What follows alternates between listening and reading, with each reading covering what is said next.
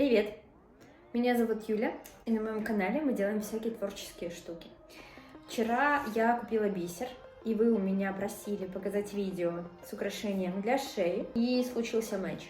Я нашла золотистый и белый бисер, у меня есть вот такие ромашки, я хочу их преобразовать. Но для того, чтобы это все сделать, сначала мне нужно подумать, как это будет выглядеть. Ну и так как мы сегодня делаем цветочки из бисера, то стандартно нам потребуется палитра бисера, 2 и более цветов по вашему желанию, леска. У меня это будет стрейчевая леска, ну нормально тянется. Проверим, как оно еще будет дальше. Иголки, потому что они мне нужны для управления моей леской. И стандартно ножницы. Сейчас мы с вами переходим к процессу тестирования нашего образца, а пока мы это не сделали, я прошу вас поставить мне лайк, потом вы можете его убрать, если вам не понравится, и подписаться на мой канал, потому что впереди еще у нас с вами много творческих поделок. Для работы я буду использовать следующие цвета. Вот такой золотой, вместе с ним вот такой вот белый. И вот такой тоненький золотой, как промежуточек между нашими цветочками. Сейчас мы с вами рассмотрим технологию плетения ромашек. Мы набираем нейтральную бусину, затем мы определяем количество лепесточков для ромашки. Если у нас стандартные бисерины, то достаточно их 6 штук. Если у нас бисерина побольше, то нужно увеличивать их количество в соответствии с тем, сколько там вам по факту нужно. Что мы делаем? Если у вас 6 бисерин, стандартный размер, то вы набираете сначала 4 бисерины цвета, затем центр ромашки, затем через первую бисерину цвета лепесточка вы проводите эту свою основную рабочую нить, набираете еще 2 и проводите через четвертую. Затем нейтральная, сколько их угодно вам нужно, затем снова вы набираете 4 бисерины с вашим цветом, одну сердцевинку, через первую бисерину вы проводите вашу леску, еще набираете 2 бисерины и через четвертую бисерину вы проводите свою леску и снова нейтральная. Поэтому давайте пробовать тот вариант, который я придумала для себя. Если честно, у меня есть некоторые сомнения по поводу того, сколько мне нужно лески, поэтому я возьму ее в 3 раза больше. Затем у меня там останется какая-нибудь рабочая область. Надеюсь, что она будет тянуться. Вот такого размера мне комфортно носить ожерелье. Вы для себя измерьте свой. 1, 2 и 3. Заправить нить в иглу, если у меня это получится. Конечно, так у меня не получается это сделать. Но кажется, я не смогу работать нитью, так как она слишком толстая. Очень не очень этот факт для меня. Мне нужна потолще игла. Но мне такое не нравится. Буду с вами честна. Ладно. Как уж есть. Давайте пробовать так. Не знаю, хватит ли меня. О, нет, мы так будем долго мучиться. Это какая-то ерунда. Помним, по нашему макету мы берем нейтральную бисерину. У меня это тоненький золотой. Мы его надеваем. Затем мы набираем одну сторону цветочка. У меня это 5 белых бисерин. 1, 2, 3, 4, 5. 6-я у меня центральная середина. Я спускаю все эти бисерины. И затем в первую, вот в таком направлении, я протягиваю свою рабочую нить с иглой. Вот так. Протягиваю.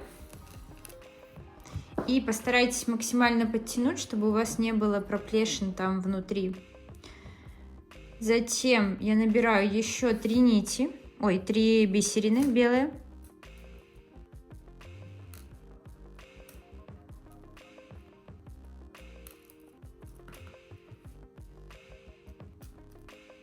Какие-то у меня все тонкие.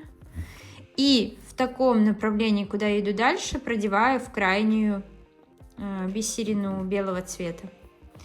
Итого Мы все это подтягиваем. У нас получается вот такой цветочек. Чтобы он держался, ну, и не было пролешин между ними, мы подтягиваем всю эту нашу историю. Вот видите, ввиду того, что бисер у меня не совсем ровный, здесь вот как бы вот столько места, и она не очень опрятная. Ну, я немного забью на этот момент, потому что это конечная часть, это будет со стороны спины, поэтому, ну, как уж есть. Продолжаем плести. Я беру свою нейтральную бисерину, нанизываю 5 штучек. 1, 2, 3, 4, 5. 5, потому что у меня толстая серединка. Если у вас тоненькая такая же бисерина, берете 4. Затем сердцевинка, и всю эту историю я протягиваю до самого конца. Затем первую бисерину цвета у меня белого я вот в таком направлении протягиваю иглу. Ой-ой-ой. Вытягиваю это все. Затем поворачиваю и еще набираю 3 бисерины. 1, 2, 3. И в первую после золотой вперед иголкой я протягиваю. Вот таким вот способом я плету цветочки. Сейчас мы с вами поставим на таймлапс и посмотрим, что у нас в итоге получится. Пьем водичку летом.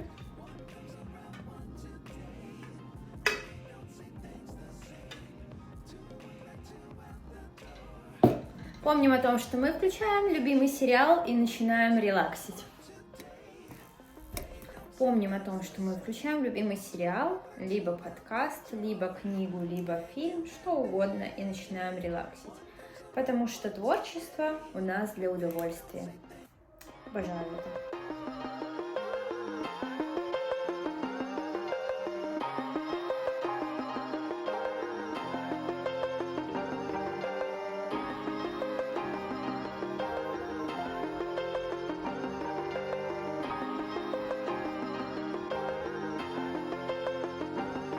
Доплела ожерелье нужной длины, сравнила его с нашим основным вариантом. Теперь вы знаете, что для того, чтобы сплести ожерелье, вам нужны рабочие нити в 3 раза больше, чем основная длина, как вы хотите, и еще немного запаса для того, чтобы вдруг в непредвиденной ситуации ничего не случилось. Я начинаю делать завязки, не очень знаю, как это делать, но сейчас справлюсь. Насколько я понимаю, мне нужно вот эту штуку привязать леской, потому что иных инструментов у меня еще нет. Я, конечно, рискую потерять его с шеи, но кто не рискует, тот не носит ничего на шее. Так ведь говорится. Все, я завязала здесь многочисленное количество узелков, и у меня есть цепочка. А с этой стороны мне предстоит привязать вот этот карабинчик. По-простому берем и привязываем. Отрезаем наши хвостики. Чик. Чик. И все, первая часть у нас готова.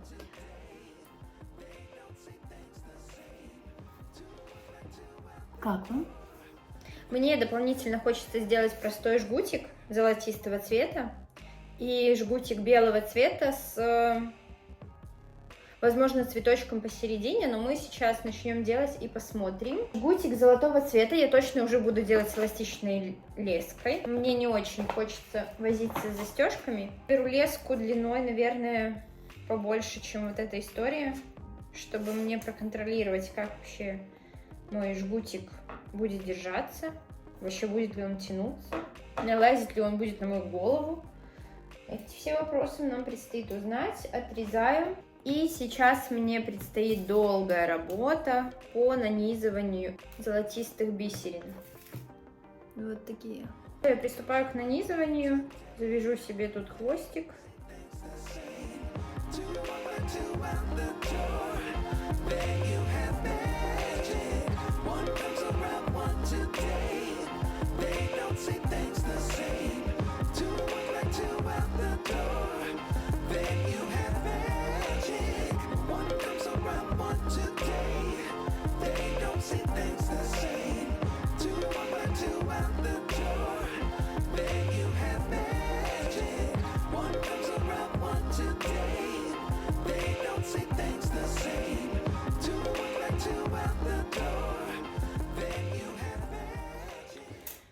Все, я зафиналила, но цвет реально красивый такой. Дальше моя задача завязать и не перетянуть леску, чтобы я потом могла ее нацепить на голову. Это у меня готово. Так, отлично одевается. Вот так висит. Сюда мы добавляем вот этот. Очень нравится, как выглядит вот это сочетание. Сейчас я подумаю и стою перед выбором сделать с вот таких вот больших бисер еще одну такую ленточку и добавить ее к ним. Нам нужно сколько.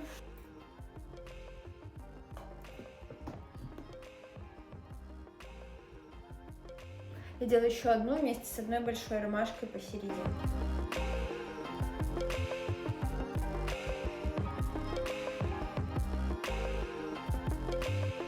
Мы сделали половину нашего чокера.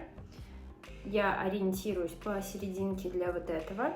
И дальше я планирую сделать ромашку. Ромашку мы делаем стандартно. У нас по итогу будет вот так.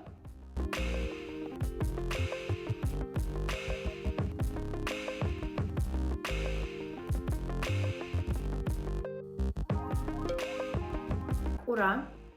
Третья часть нашего ожерелья готова. Я сейчас завязываю узелочки и подвожу результаты и того, что у нас получилось. Вот здесь вот смешанный золотистый бисер везде валяется. Здесь то, что нужно тоже убрать, рассортировать. Этот бисер, ну окей, мы быстренько сложим вот сюда. И бесконечное количество бисерин, которое лежит на полу, но я сначала думала все их собрать, а потом подумала, мне же так достаточно бисера. 3 бисерины мне уже погоду не сделают. Поэтому пусть они там лежат, а завтра они спылесосятся.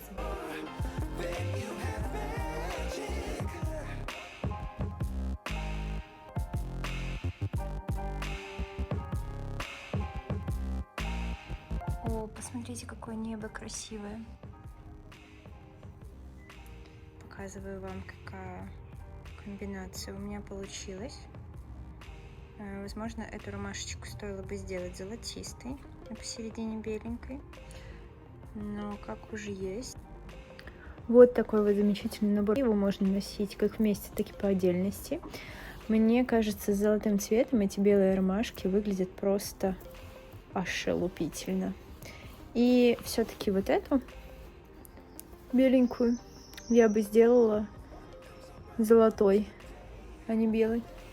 Но даже так я могу повернуть вот в таком виде, ее скрыть, и будет тоже отлично. Мне еще очень нравится просто золотой.